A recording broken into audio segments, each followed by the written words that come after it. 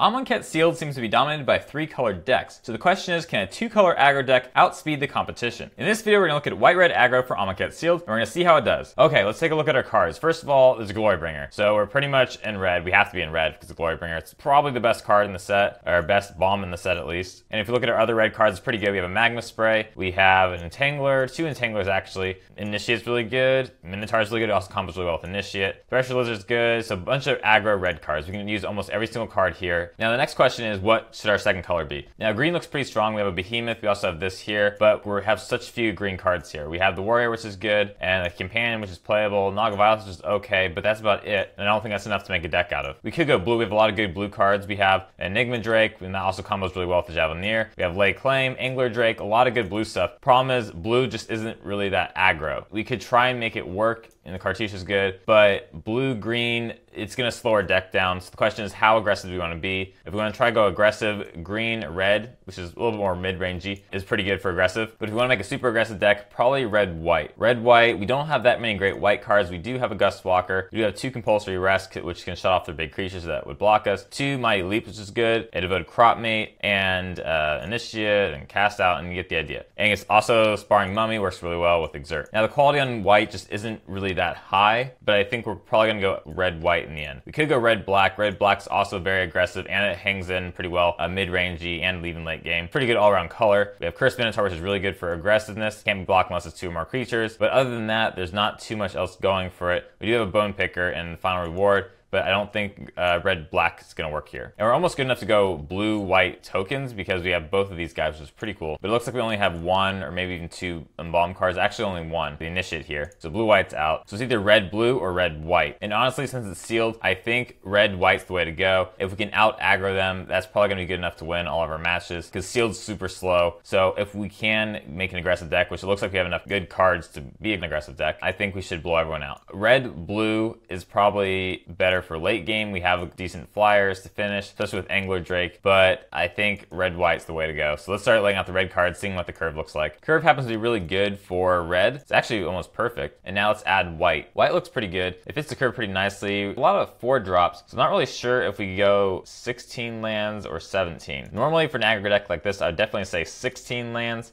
but 4 drops make the case for 17, but I think if we're going to try and out-aggro them, we got to go with 16 lands. I'm not really sure what else to add if we're going to go 16 lands, but I guess we could add this. We're already getting a couple cards that I wouldn't normally play. Blazing Volley is almost just like sideboardable only. Resolve isn't that playable, but it's kind of playable. Yeah, I think if we're going to try and out-aggro them, 16 lands is the right way to go. So here's the deck. It's okay. Like, Sparring Mummy is okay. It works really well with Glorybringer. I guess there's a couple Exert cards that it works with. The synergy is pretty good. I think this is probably going to be a 3-0 deck just by looking at it. There's not going to be too many decks at our table that can deal with a fast deck like this, because by the time we get to turn 5, you know, they'll be starting to play things like this when we have like Glorybringer out and they're already pretty low life. And plus we have a lot of synergy going on here, like the Initiate working well with the Entangler, also this guy, and as well as a Gust Walker and Sure Shot. So I think we're good. And because of the low casting cost, we can dump our hand and activate these guys. But let's add in the lands. Let's double check to make sure our colors match in terms of like the number we have. Okay, so about 50-50 on each. So we'll go with 16 lands, so 8 each, and let's hope it does well. Okay, opening hand looks pretty good. 3 lands in hand. Not the highest quality cards, but it'll work. Ooh, Infesting Mummy can really wreck us, so let's Blazing Volley, take care of it now. That way it can't put a counter on one of our creatures. That could give us trouble, but oftentimes this card doesn't really do anything. Putting a -1 counter on it for 1 isn't that great. And how often do they really cycle? So let's see, Gust Walker, Entangler, Magma Spray. I think Gust Walker is safer. That way, if he does happen to cycle, it won't kill Gust Walker. So with that, we'll pass the turn. Ooh, that could be really good with that. Probably got to kill that now. So let's kill it. So we'll drop the Mountain, Magma Spray it, and then Entangle guy thingy, Entangler. And then we'll swing in with our Gust Walker and pass the turn. But no Exert. Ooh, and he plays this, and when he played it, he chose not to discard anything, so it means his hand might be pretty good. What do we do about that thing? Yeah, how should we deal with that? I don't want him staying out, and Compulsory Rest won't stop his activated ability. So let's do this. We'll swing in with Gust Walker, giving it Exert. This guy won't be exerted. We'll see if he wants to trade. No blocks, uh-oh. All right, well, we'll play Sparring Mummy so we can untap our exerted guy. I mean, he can kill this guy right away. The other ones won't be easy to kill. And even if he does kill one of them, the other ones can still swing in. If he uses all of his mana on this, then it won't be good enough. See what he does. Sure Shot. Probably should compulsory rest it. Ooh, and he does activate it. Ooh, on this one. Interesting. So this guy still survives. Let's see. Electrify. So we could kill this thing, which might be the smart move. I really want to make it so this guy can't block, though. I think I have to electrify this, though. We can't just keep waiting for him to kill all of our creatures. So electrify this guy, and we'll just swing with Sparring Mummy for this turn. No blocks, pass the turn. Even better reason to compulsory rest it. No attacks from our opponent. We'll compulsory rest and swing with everything. No exert. And our opponent gives us the win. Okay. So the deck played exactly how I thought it would play. It was pretty fast, just fast enough to beat our opponent before they set up. Do we go red-blue just to throw our opponent? I don't think so. I mean, we do have a couple of good red-blue cards, but he's red-black. Red-black's also pretty aggressive. If we slow down our deck, then we lose our edge over our opponent. I think red-white can do it. Red-white tends to be faster than red-black, although red-black tends to be better mid-game or late game. So no changes. Let's go to game 2. So opening hand isn't the most aggressive, but we do have a lot of good cards, and that's good as well. Combos really well with that. Okay, let's drop Initiate and pass the turn. Opponent plays Festering Mummy. I think we're going to be okay. We just won't interact with our opponent. We could try swinging with this. Would that be a good trade, though? We do have a Crop Mate, so if he dies, we can bring him back. Yeah, I think it's a good trade. If we attack now and he trades, he won't be able to put a counter on anything. Let's try it, see what he does. No block. All right, so instead of the Crop Mate, let's play the Sure Shot, pass the turn. We just won't block anything. Well, we could block him. Even that's kind of risky, though. Because the good thing about this guy and Prowess in general is just like you never know when it's going to fire, so you can't really trust to block it. And this card's really bad, by the way. I mean, I guess if you're super aggressive, it's good, but in general, it's almost unplayable in most decks. It's like here, I don't trust that he doesn't have something in his hand, so I can't block that. So next turn, we could drop Glorybringer. That'd be pretty cool. For this turn, let's just make him unblockable, swing in, and then play Crop Mate. Or Lizard? Lizard or Crop Mate? Maybe Lizard. Anyways, let's swing in, drop Lizard, and pass the turn. This guy again, you will die to Glorybringer. You probably should have attacked with this first before playing that. That way we wouldn't know if he had anything to pump it. But oh well, make him unblockable. I don't see how he's gonna come back. I mean, Glorybringer is super good. On pre-release, I did a couple pre-releases on the first day, but one of them I ended up getting 2 Glorybringers, which was insane. It was super sweet. Pretty good, pretty good. So what is the biggest threat here? Compulsory rest. Do you put it on the bat? Actually, I don't think we put it on anything. Let's just drop the Crop Mate. Let's attack first. But we'll drop the Crop Mate and the creature, and then next turn just go with a big swing. Swing in for 2, drop the creatures, and we'll pass the turn. And actually, this card's done a decent amount of work. It's definitely prolonged the game. Normally, it's unplayable, though, because like if he didn't draw it in the opening hand, then it'd be pretty bad. But I guess maybe probably just sideboard it in. Ooh, snaps.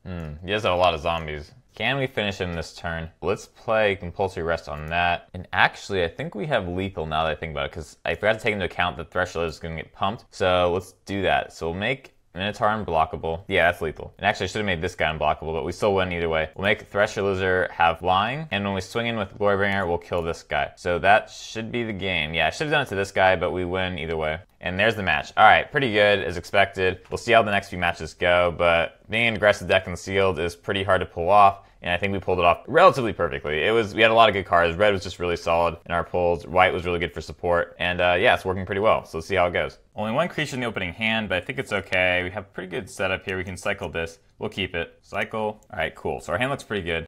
We'll drop Entangler just in case our opponent has Magma Spray. I'd rather keep the Gust Walker than the Entangler. Yep, Magma Spray it was. Ooh, that's pretty good. We'll drop a Lizard and pass this turn. And that's also pretty good. Uh-oh. We're up against green, blue, red, which is a pretty powerful archetype. So green, blue for ramp, red for removal. Yikes. Let's take care of this hippo. Electrify and swing in for 3. We gotta work quickly because late game, this thing is insane. And with 5 cards in hand, if he dumps his whole hand using this and okay, we gotta work quickly. Let's swing in, see if he blocks, then we can use Mighty Leap. No blocks. So we'll drop Gust Walker and we also use Compulsory Rest on it. We just wanna have a clear field so we can swing in with as many things as possible and finish this soon. That is a lot of mana. 8, 9.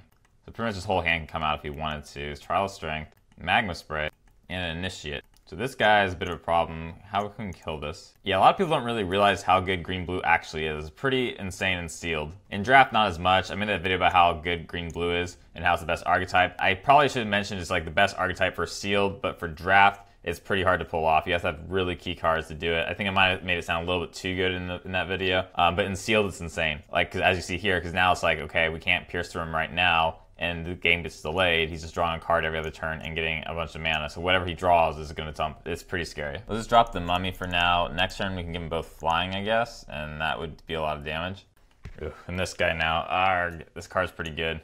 Okay, get the Thresher Lizard back. We'll drop the Thresher Lizard, and do we Mighty Leap it? I think so. Hopefully it doesn't have removal. Let's try it. We need to get some damage in though. If we're gonna win, we gotta do it quickly. I hate using our pump like that, but I think if we're gonna win, you just gotta go for it. That thing. And that thing. Oh my gosh, green-blue is absurd. And it looks like he might only be splashing blue just for this card or something. Ah, man. The odds is coming back from this is pretty slim. I mean, just so much card drawing. Look at that, 7 more cards than we've drawn. No blocks, not good. Might as well swing him with both, see what he does. Opponent blocks like this, let's try and save it. Yeah, opponent's at 6. Oh, they could gain 2 life with this. 5 cards in hand, oh my gosh. Too good, too good. Man, it turns out he has more card drawing stuff, so pretty fierce. Drop this guy, pass his turn. I don't think we're gonna win though.